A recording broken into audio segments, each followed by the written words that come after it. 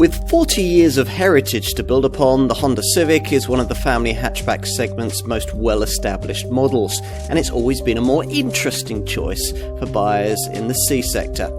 This is the 10th generation version, which here has benefited from a mild package of updates introduced for the 2020 model year. We've always liked this design's spacious, dynamic-looking body, its strong standards of safety, its classy ride, and its revvy petrol engines. It all just needed a bit of extra polish, which Honda claims to have provided here. Sounds quite promising.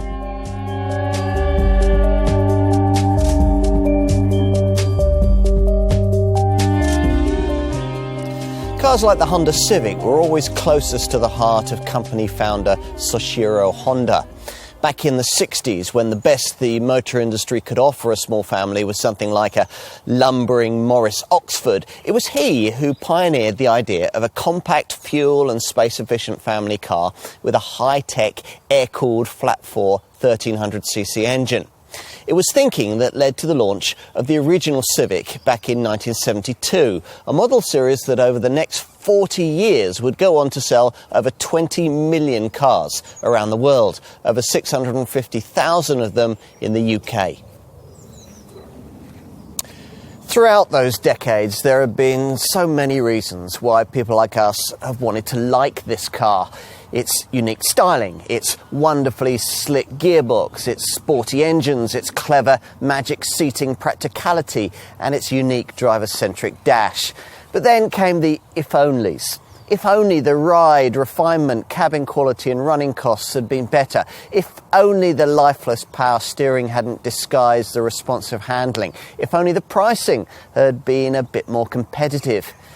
You can't afford if-onlys the way the Focus class segment is at present, and Honda knew it had to do better. The result in 2015 was this much improved Mark X model, which 4 years on was usefully updated to create the car we're going to look at here.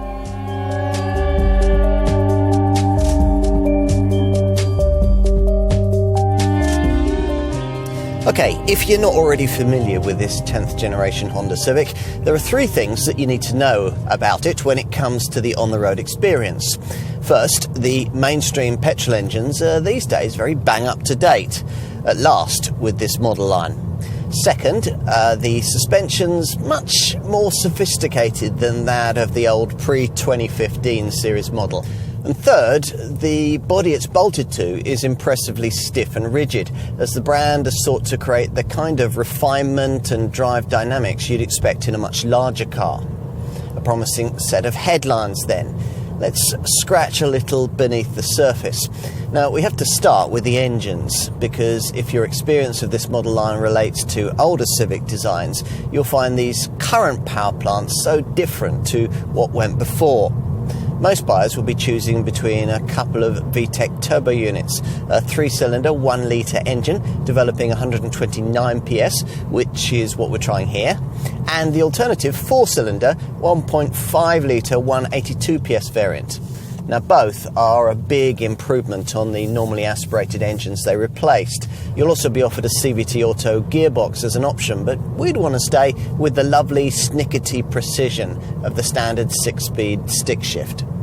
As for the engine alternatives, the 120 PS iD-Tech 1.6-litre diesel unit used in the pre-2015 model was carried over into this one with only minor changes. Also pretty much unchanged was the 2-litre petrol engine used in the flagship Type R hot hatch, though these days this now puts out 320 PS. You don't need Type R style power though to really enjoy driving this car, thanks to the particularly stiff body that improves traction and body control. And that rigid structure also plays its part in contributing to the big car feel that we referenced earlier, something further emphasised by the sophisticated rear multi-link suspension setup that was introduced into this 10th generation design. That allows this model to cruise over potholes that older Civic variants would have crashed through.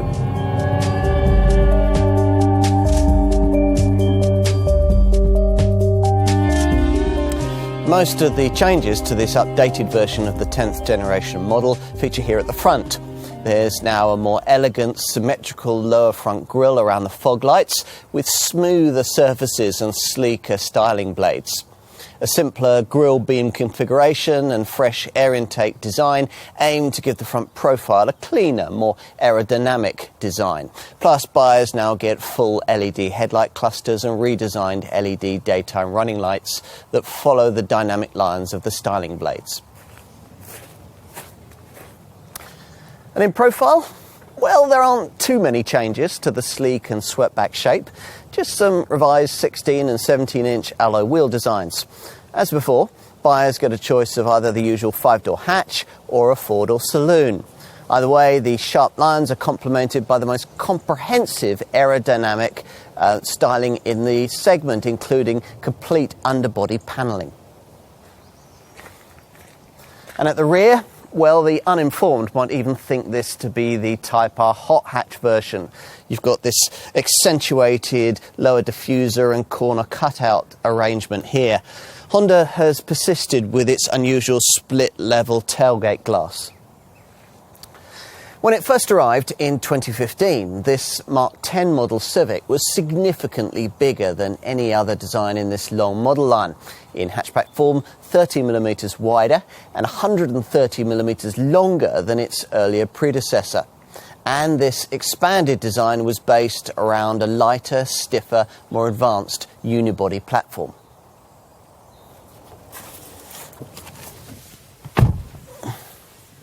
Now, let's move inside.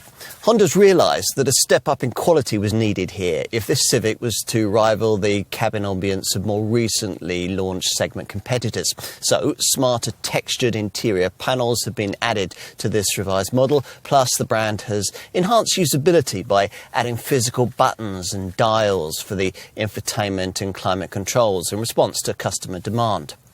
The 7-inch Honda Connect touchscreen is much as before, though, lacking the size, intuitive usability and classy appearance of many rival setups. It's well specified, though, coming complete with Garmin satellite navigation, internet browsing capability, a reversing camera, Apple CarPlay and Android Auto smartphone mirroring connectivity, and a DAB audio system with at least 8 speakers. You can also download your favourite apps into this Connect setup via the Honda App Centre.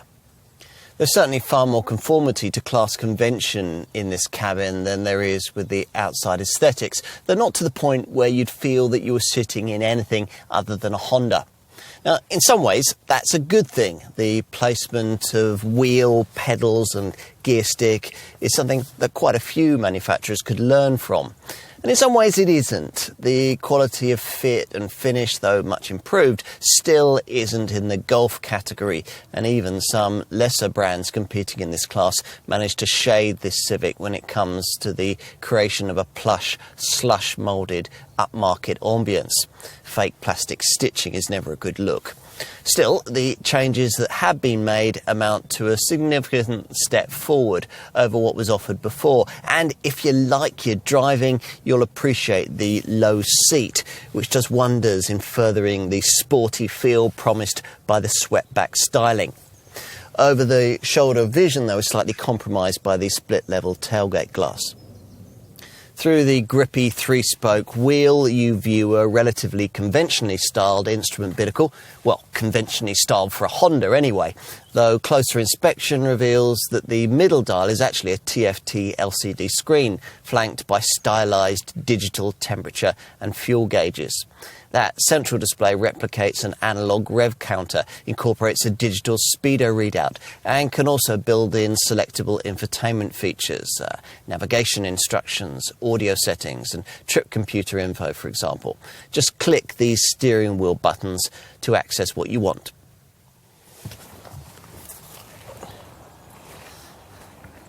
Time to take a seat in the rear.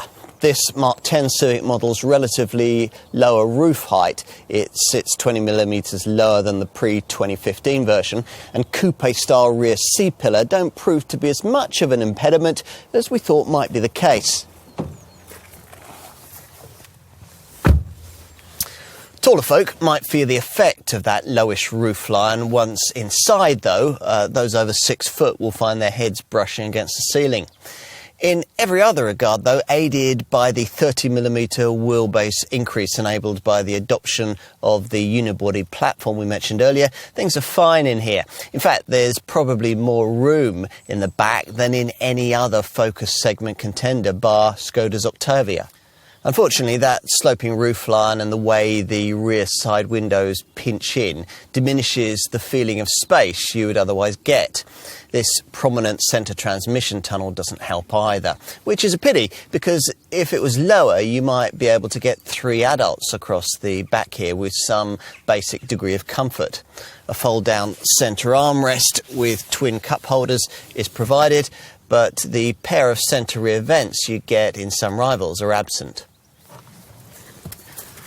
Also missing, much to our disappointment, is the magic seat functionality that on Mark 8 and Mark 9 Civic models allowed you to pull up this seat base, cinema seat style, for the easier transport of taller items.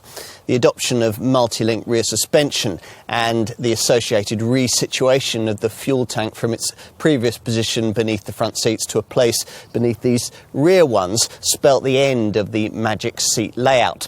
Cello playing and garden centre visiting Civic owners across the country will, like us, regret its passing. We'll finish by taking a look in the boot, where first impressions are good. The tailgate's light to lift and opens to reveal a large aperture that's complemented by a usefully low sill height.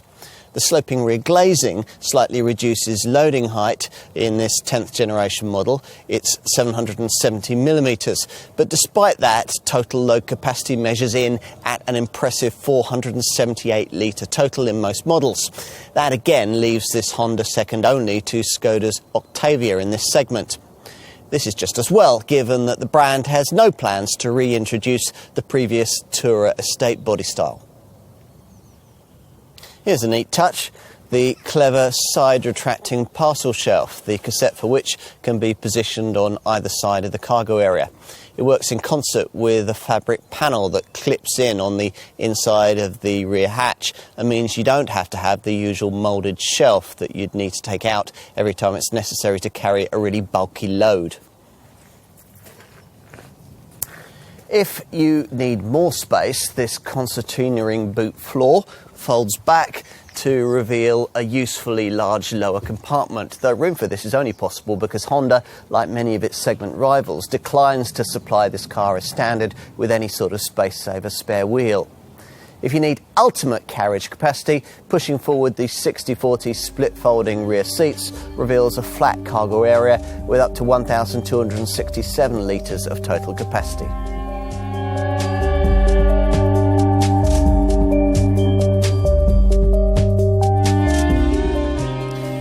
There's a choice of 5-door hatch and 4-door saloon body styles, and buyers are being offered a choice of 2 petrol engines, the 1-litre 129 PS VTEC Turbo and the 1.5-litre 182 PS VTEC Turbo. From the launch of this updated model for the 2020 year, pricing was pitched from just under £20,000 for the entry-level S 1-litre variant. You'll pay around £1,600 more if you want the alternative 1.6-litre 1.6i DTEC diesel. With both those engines, there's a choice of S, SE, SR and EX trim levels. The 1-litre engine adds a top EX Sportline variant. That's what we've got here. If you want the 1.5-litre petrol engine, there's one single well-equipped Sport trim level on offer, priced from just under £24,000. With the diesel, you only get a manual gearbox, but with both petrol units, Honda will offer you its CVT auto transmission for another £1,400. The Civic 4-door comes only in one top-spec EX guise with the 1-litre petrol engine, priced at around £26,500, but you do get the option of CVT auto transmission. All models include the usual equipment features in this class, and Honda is particularly proud of this car's comprehensive infotainment capabilities. The latest version of the Honda Connect 2 connectivity system allows full smartphone integration via both Apple CarPlay and Android Auto, so you can duplicate the functionality of your handset on the centre dash 7-inch touchscreen display. Safety systems include Honda's suite of sensing technologies. These include a collision mitigating braking system that brakes the car to avoid an accident, plus a forward collision setup that warns you of oncoming hazards, and lane departure warning, road departure warning, and lane keeping assist features that'll keep you from veering away from where you should be on the road. There's traffic sign recognition that reads speed signs as you pass and displays them on the dash. This setup then working with an intelligent speed assistance system that can automatically set your speed to match the prevailing limit. Other options include adaptive cruise control. You get blind spot information and a cross-traffic monitor that alerts you to oncoming traffic when you're reversing out of a space.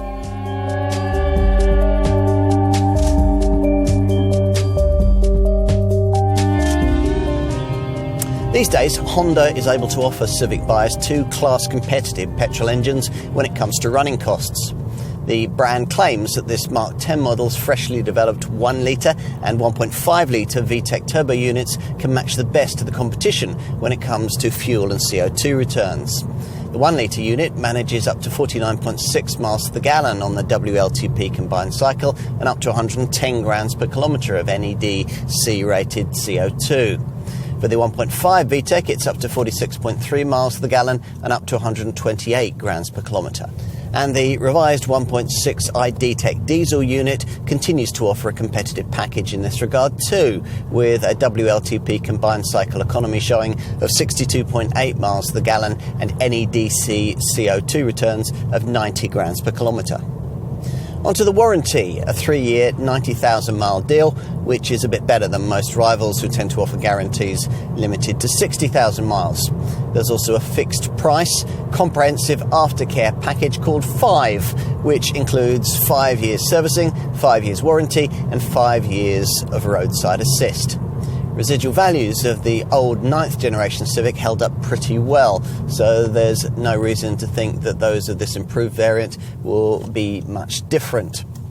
Residual values of the old 9th generation Civic and the early versions of the 10th generation model have held up pretty well, so there's no reason to think that those of this improved variant will be any different.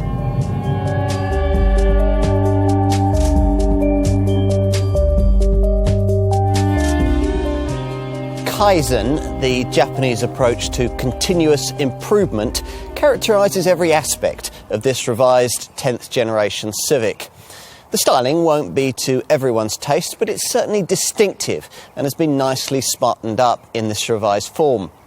The sharp handling remains a strong selling point, and it's made a big difference that since the original launch of this 10th generation model, Honda has finally got its house in order when it comes to petrol power.